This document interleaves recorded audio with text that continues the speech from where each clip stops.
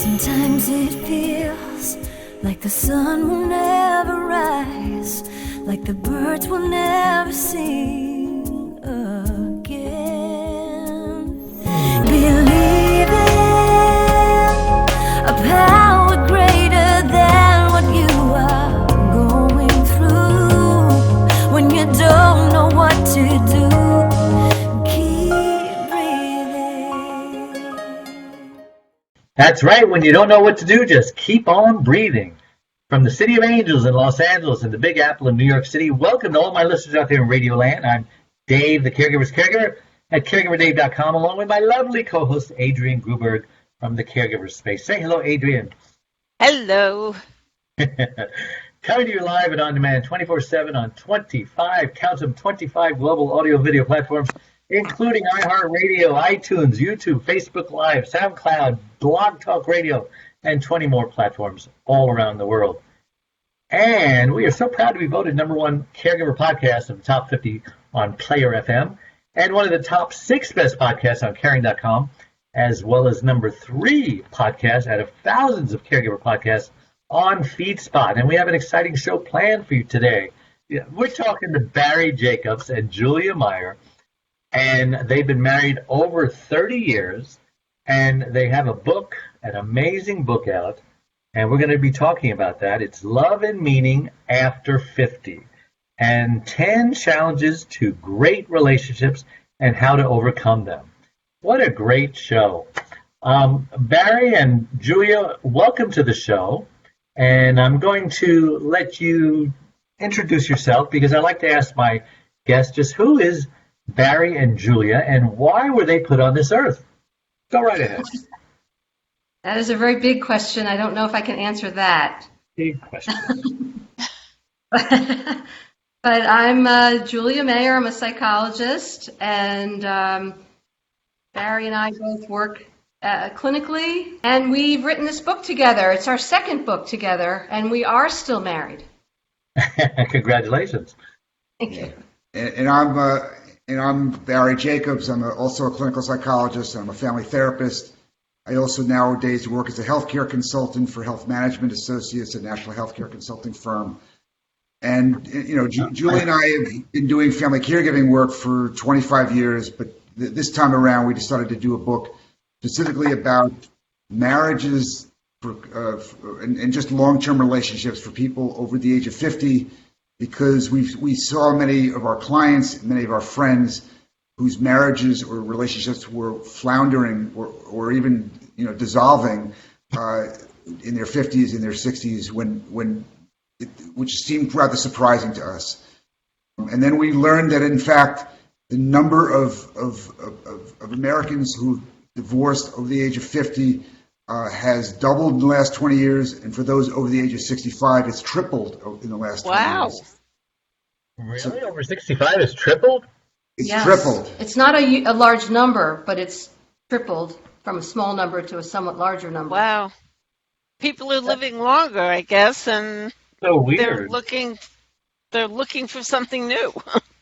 Well, more, reinventing themselves. That's correct. It's certainly one of the reasons. I mean, people you figure they hit 65, they got 20 more good years left, perhaps.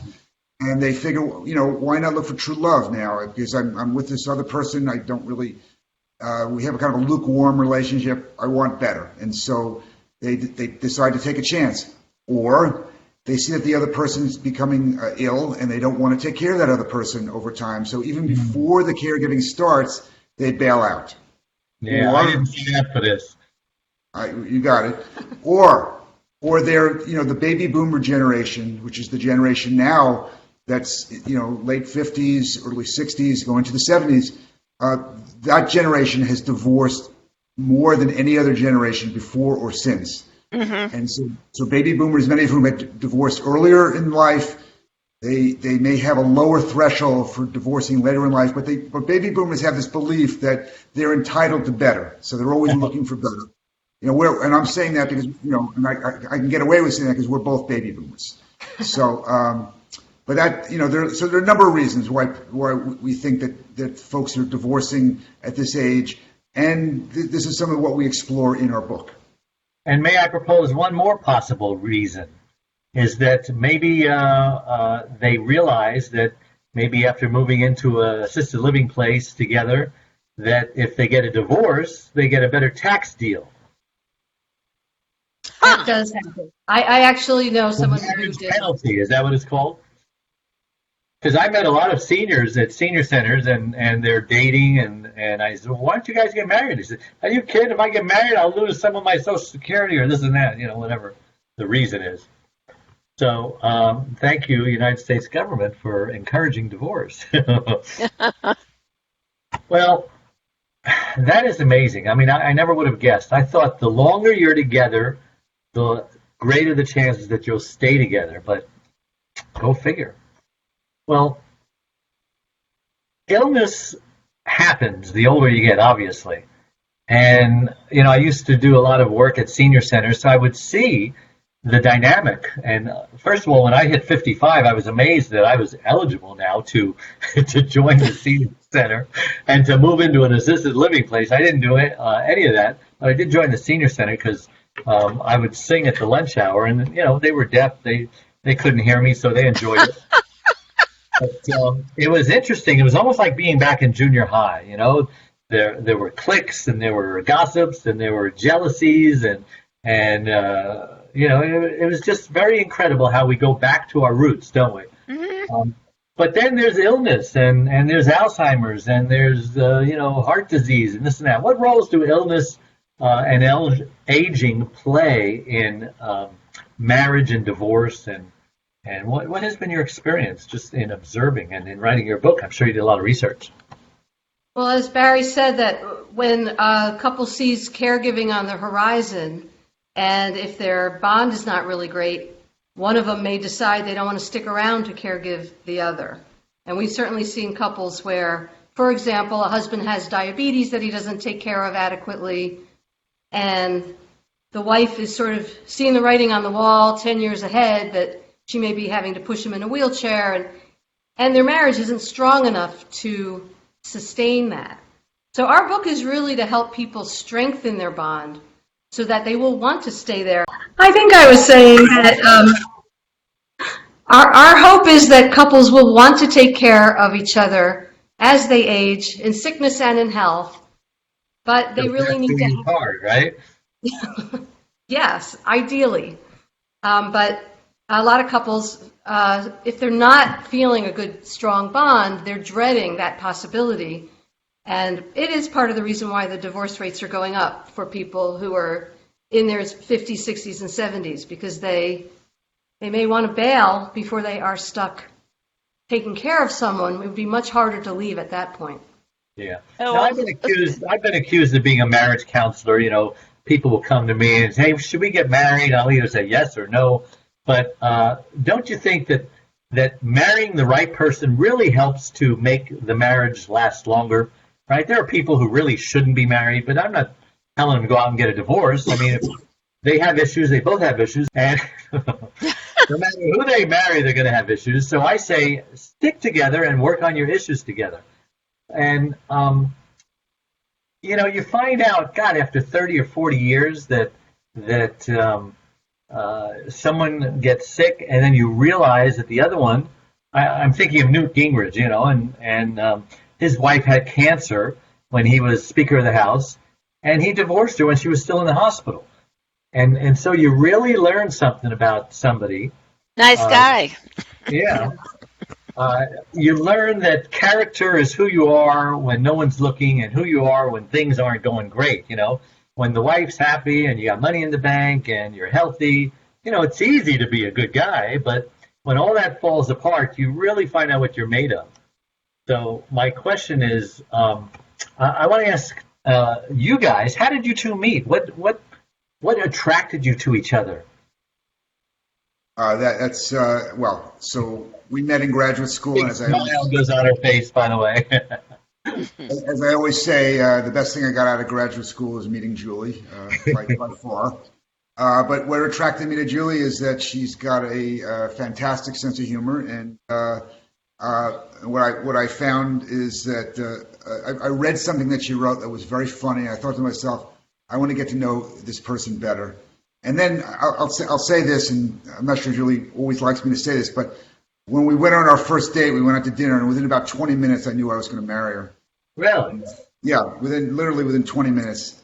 And then, because I had a tendency to rush into things, I then didn't call her again for 2 weeks. 2 weeks went by. I thought, we're done. It's not Because happening. I wanted to make sure it was real.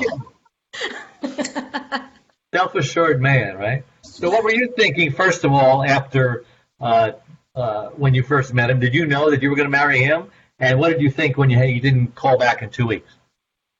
I really liked him. I don't know that I thought I was going to marry him immediately. And then I thought, oh, he didn't like me. He didn't call me for 2 weeks. Right. What a jerk. But then I made up for that. Yes. And of course, he was tall, dark, and handsome in those days. And I don't know what happens, but we age and we don't look the same we did, and that's part of the problem with Alzheimer's. It's not that they forget who you are; it's that they think back at what you look like when you were 25, and you were tall, dark, and handsome. And now you're bald, ugly, and fat, and it's like, well, who the heck are you? It's sad, but that we can grow old together. My wife and I always, when we were dating, says, wouldn't it be nice to grow old together? And we woke up one day and we're growing old together. I mean, she's disabled from a stroke. I'm disabled from an ankle surgery, and we're trapped in our bed sometimes. And you just say, look at us. We got grandchildren and a great grandchild on the way, but we're happy, And this is what we wished for, and when COVID-19 is not here, we travel a lot. We get to go on vacations, and as a life, we're not complaining. We have a great life, and we're very fortunate for it. Because what's the alternative, right? Bouncing from relationship to relationship, looking for love in all the wrong places. Well, I mean, what you're saying, Dave, is that you can't predict what's going to happen in the course of a lifetime. Over the decades with a relationship, and that's part of the adventure. And that people need to be able to turn toward one another and lean on one another during that adventure, rather than kind of say to themselves, I'm done with this ride. I want to get off and try my luck elsewhere. That the pasture isn't always greener on the other side, as they say. But really and truly, there are people who either believe that it is greener elsewhere, or as is in the case of many women who divorce men when they're in their 60s, they decide they don't want to be with a man at all. They don't want to be with anyone. They would rather be alone, because they don't want to have to take care of anybody, and they've been maybe a caretaker their entire lives. And not talking about a family caregiver, but they've been the kind of person that tends to take care of other people. Maybe they took care of siblings. Maybe they took care of their own parents, and they have a spouse. Family. And then they don't want to do it anymore, so they'd just rather be alone. So they got to get rid of this schlub who they're with, and so they can be alone. And I hate to say this, but it's true. Not every man out there is a great guy like me and you. That we don't grow on trees, and many women, after bad relationship and another bad relationship, but they just give up on men. They turn to women. And I can't blame them. No, I mean, there are plenty of women who just want friends. Girlfriend. But I mean, I'm in a situation where my boyfriend is bi-coastal, and he arrived. Bi-coastal? Coastal. Oh, and he arrived. Sexual, right? No, he wouldn't want to even think that. Okay. So he arrived in New York this year on March 11th, and he had a flight booked for the end of March. Usually spends 2 weeks here, 3 weeks here, but it's back and forth. COVID happened, and he's been here since then. And I'm used to having some time alone and some time with him. And so now here we are, living together. Feels like, I've been married. I've been in a relationship for 32 years. I had a marriage for 9 years before that, which was a good marriage. Right? This is better. What? This is better, right? No. It's different. Make sure Eddie doesn't watch this show, okay? No, I mean, he knows it's different. I mean, Steve was the love of my life. And Eddie knows that. Now, given that, Eddie and I have a good relationship. No question. So you don't want a husband, you want a boyfriend. Right. I don't need You a want husband that, again. Barry? Yeah, so along those lines, in our book, we talk about a societal trend called LAT, living apart together, which many older couples do. So they want to have a companion, they want to have someone to go out with, they want to have someone to have sex with, but they don't want to live with a person. They don't want to deal with their daily habits. So they have their place. This person has their place. They're a monogamous couple, but they have different residences. Yeah, a lot of these independent living places and assisted living places, they both have different buildings. Not necessarily buildings, but different rooms in the building, Yeah. Right, same thing, exactly the same thing. And that seems I have a question. I mean, a couple is together and the wife or the husband there are signs that, like you said, someone might be diabetic and they see it down the road. But don't they think about themselves growing older and that somebody might be wheeling them in a wheelchair and that who's going to take care of them? Yeah, good point. It is. And a lot of times that's not what they're thinking. They're thinking, I don't want to wheel him. Yeah, this doesn't happen to me. And that. And then a lot of women have a strong social network. Men tend to not have quite the same social network. So if something happens to a woman, she probably has some friends who would help her out. Whereas a man is often, and I'm being very generalized here, but more dependent on his partner to take care of him. Yeah, my first husband was like that. My first husband had to remarry very quickly. He was not good on his own. Yeah. I was going to say, what other challenges of long-term relationships, Barry? Sorry to interrupt.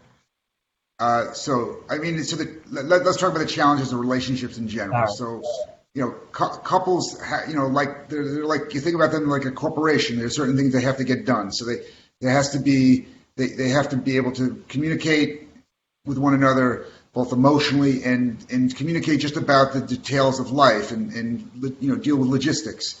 They have to make decisions. They have to handle adversity. Things that are unforeseen to which they have to then adapt. Right.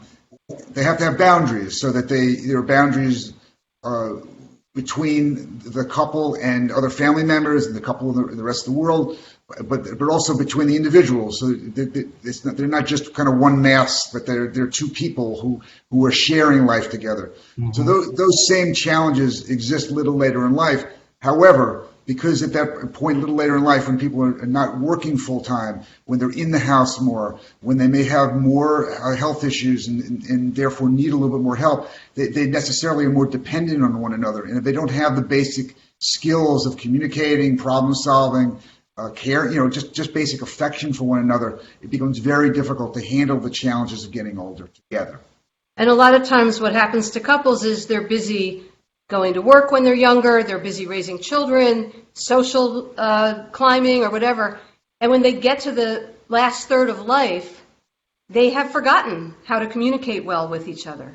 Mm-hmm. They have just become a kind of business relationship rather than have true intimacy. So that's what we talk about in the book, how to regain that, how to build that so that it's better.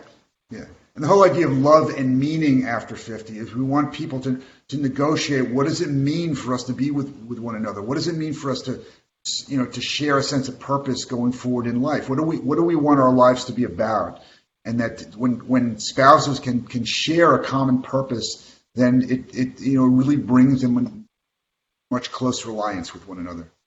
Yeah, I mean, I think the sharing leads to a different kind of caring for each other, not just caregiving, but a genuine caring about their well-being and the direction that their whole life is taking.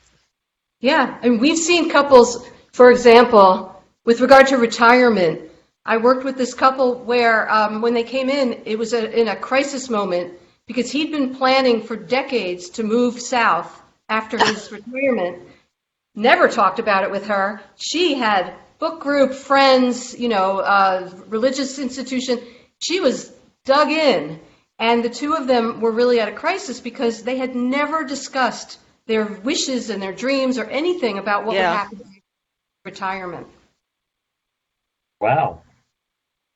I mean, my best friend loves being a grandmother. Her husband just wants to golf. And he will travel around golfing. And she is hunkered in New York City and Philly. She goes back and forth with the grandchildren. And they've made this agreement. If he goes to North Carolina to go golfing, she'll go down for a weekend or a week, and he'll be there for a couple of months in the winter, and it works out because they've agreed on it. Does that work, Barry? That doesn't mean they're not in love, does it? No, it means that they've had a conversation where they've come to an agreement to meet each other's needs through this agreement, and then they have a relationship where they're apart, but also other times when they're together, and so they have the right balance. And so long as it's agreed upon, then that works fine. However, let's say they live like this for a while, but then one of them falls and breaks a hip, or one of them has a stroke, or one of them has some sort of other health scare. Then that whole balance gets tipped, and then they have to figure out a way to adjust. And that's often where couples struggle in that period of adjustment. See, this was a case where he did have cancer at one point, and then he stayed in New York, cared for him during treatment. I mean, they're very much in love. They've been in love since they're 13, so that they're means in their seventh. They have a strong. That means they have a strong enough connection so that they can negotiate this arrangement where they're not always together, and it works for them. Yeah. Listen, we're going to take a quick break, so we'll be right back. Don't go away. Anytime we suffer loss, we grieve. And a lot of people don't realize what even the grief process is. But it could be 5 to 7 steps ranging from denial, I don't believe this is happening, anger, oh my gosh, I'm so upset this is happening, to a form of bargaining, how can I get out of this, to depression, which is a very serious thing because that often leads to suicide. And then finally, after you realize you have no more control over your situation, and you're totally okay with the new normal that it brings, that wonderful, wonderful place called acceptance.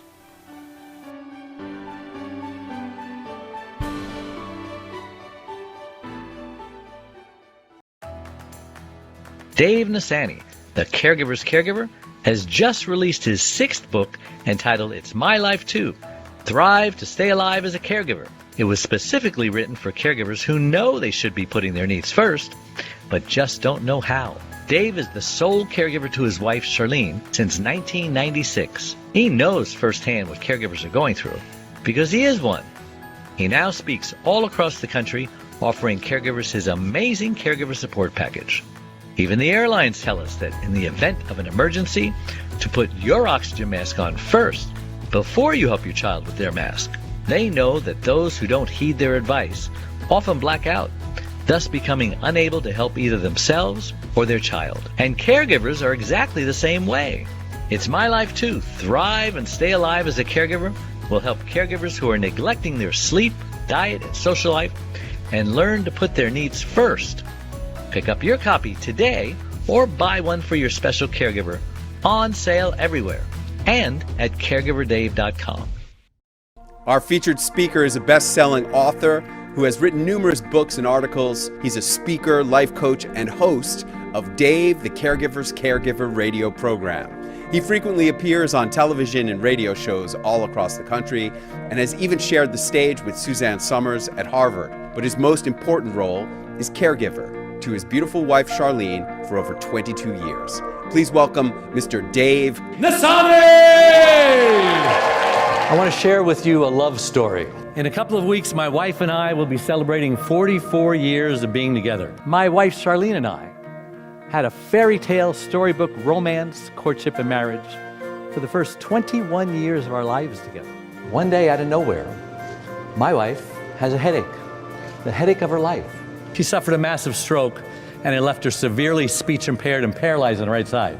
And in that moment, our world turned upside down. I gotta tell you, the next 2 years was like a living hell. I just didn't know what to do. I felt guilty most of the time. I became a caregiver. I didn't even know what a caregiver was. I was experiencing the same problems that other caregivers experience. If you don't take care of you, I can't take care of her. Well, that's why I wrote the book. Now I can teach other caregivers. I'm living proof that you can thrive as a caregiver. My wife and I travel now all over the world sharing our story. One day, life is going to call upon you to be the captain of your boat. Heck, you might be saving your own life. Thank you.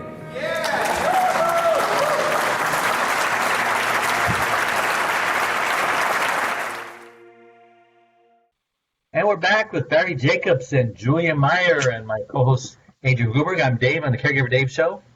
And so this is a great conversation. I don't think we ever had guests talk about this, just relationships, and marriage and stuff like that, divorce. So when a couple does have to look face to face at a caregiving relationship and whether they want to do it, whether they don't want to do it, many people don't want to do it, but they do it anyway. I mean, I think of this friend of mine. She had married the love of her life, and he turned out to be an abusive partner, was cheating on her, so she left him. And he loved her so much, he realized that he was a jerk, and then he begged for her back, and he kept bugging her and bugging her. Finally, I guess there was some love in her heart. She took him back. And then 2 weeks later, the guy has a stroke or a brain aneurysm or something, and now he's permanently disabled, and he's like a child in a diaper and can't talk, drinks from a bottle. And she did this for like 10 years. Now, is that love or what? So, I mean, every story doesn't always have an unhappy ending. He finally did die, and now she's, dating and having fun, and she developed a brain tuner, but she overcame it. So, I don't know if I could do that. But then again, you don't know what you have to do or can do until it's time to do it, right? Exactly. I think I can do this, but here I am doing it 42 years or 24 years later. That's a long time. Sure. I mean, Dave, I mean, what I would ask you, if you came to our, to one of our clinical practices, I think what we would be interested in finding out from you is we would hear your caregiving story, and then we would ask a question. And the question is, Dave, you sound like you do some wonderful things for your wife. Help us understand better. Why do you do what you do for her? And what we'd be asking you is, what are the values that you have that lead you to choose to be her caregiver? Because as you've pointed out already, not every person who has a spouse who becomes ill hangs in there. Some actually leave, some abandon the person. So the fact that you stay, the fact that you choose to be with her, means that there's certain meaning that you have about this caregiving. And so when we ask that question to folks, they'll just say, oh, well, I love her. And we'll say, that's great, but what do you mean by love? I mean, what does it really mean to you? And then people will tell us stories about how this person has took very good care of them and they want to give back to this person, or they feel they're a very religious person and they feel like they're doing God's work in this world, or they have moral reasons that inspire them, but that there's some compelling motivation which keeps them involved in the caregiver role. That is the kind of essence, the sense of mission about the caregiving they do. So that happens. We always want to find that out from caregivers because in many ways it's kind of the key to understanding who they are. Yeah. Now, you've been on my show before, I think a couple of years ago, maybe 3 years ago, and this isn't your first book. How is this book different from your first book, and why did you write this book? So this is between the two, this is our fourth book. Oh. So I wrote a book on family caregiving that was a kind of how-to book published. It was called The Emotional Survival Guide for Caregivers. It came out in 2006. And your caregiving experience comes from where? My caregiver, I have various caregiving experiences. So I grew up in a family where my dad had brain cancer. Right. My family went through an extremely difficult time. That was when I was a teenager. Later on in life, in my 50s, Julie and I went through a 9-year period where we first took care of her dad, then we took care, who had multiple strokes, then we took care of my stepfather who had Alzheimer's disease, then we took care of my mother who had vascular dementia. It was 9 years, one after another, and that ended about 3 years ago. So that kind of gave us a good long stretch of caregiving there that really informs a lot of the work that we do. But so we wrote, I wrote The Emotional Survival Guide for Caregivers. Julie wrote a novel called A Fleeting State of Mind. Then in 2016, after our kids we were empty nesters, our kids had left, we wrote a book called AARP, Meditations for Caregivers, which is more about these one-page stories about different caregivers finding positive meanings in their caregiving. And now we just have this book that just came out in August 4th, AARP, Love and Meaning After 50, which is more about how to preserve these relationships that we think are so essential for well-being as people age. Wow. How did you get in touch with AARP and negotiate with them to do all of this? So I've been writing a monthly family caregiving column for the AARP website for about 8 years now. And so I was kind of a known quantity at AARP as a family caregiving expert, part of their family caregiver expert panel. And then they actually, their book person came to me in like 2015 and said, "Hey, we want to do a book of meditations for caregivers. Would you like to write it?" And then I said, "Well, I'll do it if Julie will do it with me." And they agreed. And then it became more of a kind of a marital endeavor rather than where I would be sitting at a computer and she would be off doing something else. So we've had a long-standing relationship now with AARP, and that's a great platform for us. So what do you hope that this book will accomplish? We hope that it will help couples to be kind of mindful about their relationships and want to make them stronger. Address issues. A lot of couples don't think of the second half of life as a developmental time, but it really is developmental. We have so many challenges, so many life changes, and a lot of loss and grief. Even when someone retires, there's loss. There's loss of that cohort. Sure. There's so much loss, big and little. And so many other things that happen. So we want couples to talk to each other more, to share their feelings more. I can't tell you how many couples I've worked with where one of them loses a parent and that person is very emotional about it, but the other one thinks they're being supportive just by saying supportive things, but they're not grieving with their partner. Mm-hmm. So we help people, and in the book we have just sort of an outline for how to listen and how to share and be patient with each other and non-judgmental. And we just want to increase the closeness, the sharing, because there is so much positive in a good relationship that's lasted a long time. You have so much history together, and there's so much potential for what the end of life can bring in a positive way. And so it's just really to help people make the most of this last part of life. I mean, I see there's so much growth at this point.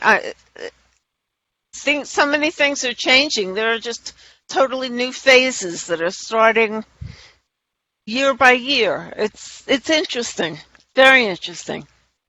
That's great, Adrian. I think you're right. I mean, people continue growing, and if they can grow turning toward one another rather than growing apart, turning away from one another, it's so much better. It's a factor here with my boyfriend of communication. Good communication. Good.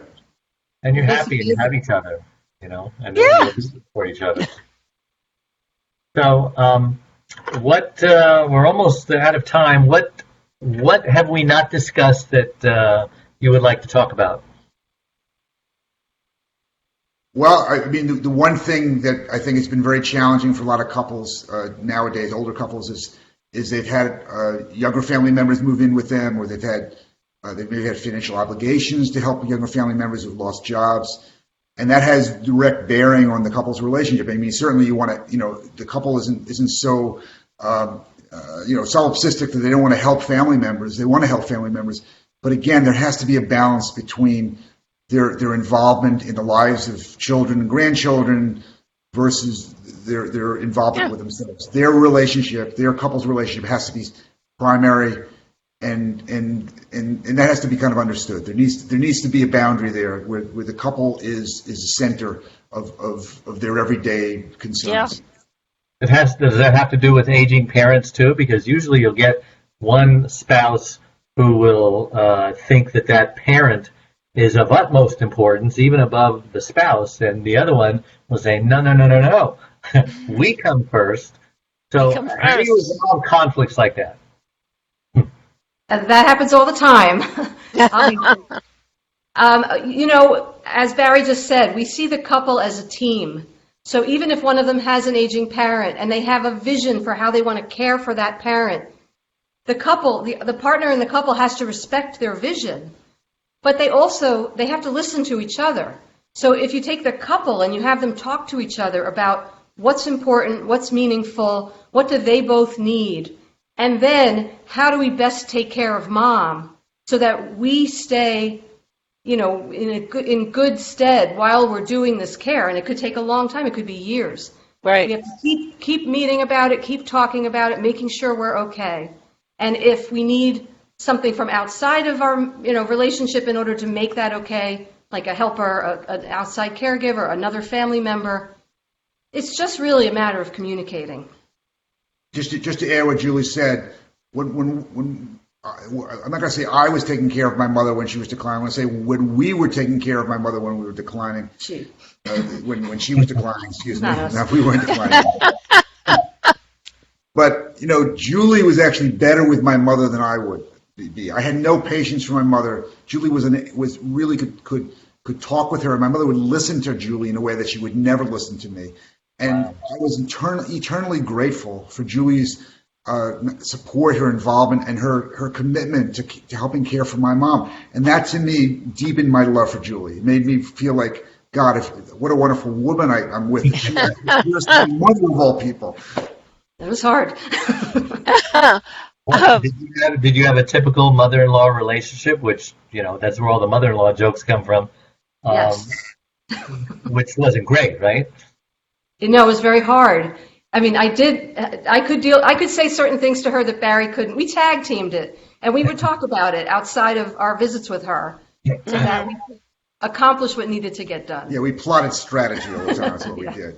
You say this, I'll say this. We'll get her to do this. Not quite like that, but yeah. And how about I had the situation where my husband was diagnosed with cancer in 2005, and my mother-in-law was diagnosed with lymphoma in 2007 and came to live with us. So I was taking care of 2 cancer patients, and I was the one who really handled her better because it was a Jewish mother-son thing, and I was in the middle managing it. I wouldn't know anything about that, Adrian. So you know what I'm talking about. Yeah. So Barry, how do we get a hold of you if somebody wants to buy this book or all your books, and Julia? So I would recommend they go to our new website. It's loveandmeaning.com. Love and meaning is one word.com. It features our current book, AARP, Love and Meaning After 50, but it also has information about our 3 previous books. And are you like marriage counselors? How do you get involved with coaching or anything like that? We both see individuals and couples, and both of us tend to see folks that are older. I see. Mm-hmm. I have my oldest client now is 91. Wow.